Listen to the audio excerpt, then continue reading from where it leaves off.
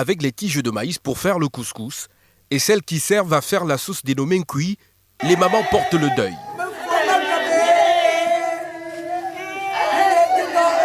C'est le repas que Christelle devait consommer après son accouchement pour mieux allaiter le bébé comme dans la tradition babiléké. Nous sommes à Hari dans l'arrondissement de Douala 3e. La pilule est amère à avaler. C'est l'histoire de Christelle, 32 ans à terme de son 3e enfant, venue le 5 septembre en compagnie de sa grande sœur ici au dispensaire Saint-Paul de Nilon. Elle va rendre l'âme des heures après avec son bébé et sa grande sœur sur le coup parle de négligence médicale. C'est pour la plus cadeau. Maman, pas de négligence. Nous la retrouvons ce mardi et elle revient sur cette date de dimanche noir pour la famille. Si ça ne va pas, transférer-nous, soit à Tega, soit à la Kentini.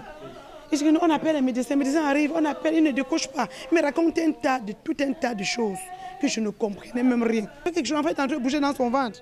Ils me font comprendre qu'il n'y a pas d'ambulance à Saint-Paul. Le week-end, le dimanche, il n'y a pas de médecin. Et je dis que pardon, le chirurgien ne peut pas l'opérer.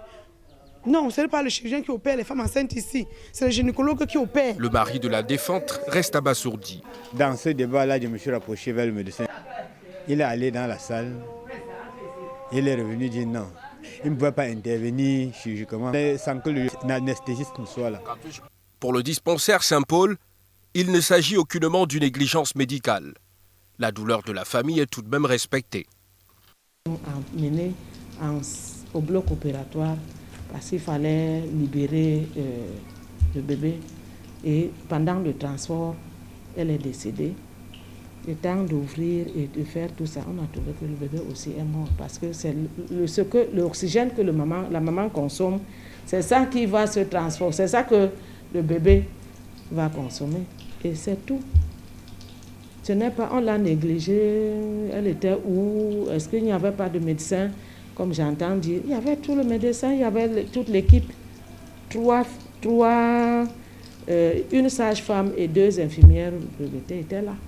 Et rien ne ramènera à la vie Christelle, encore moins son bébé.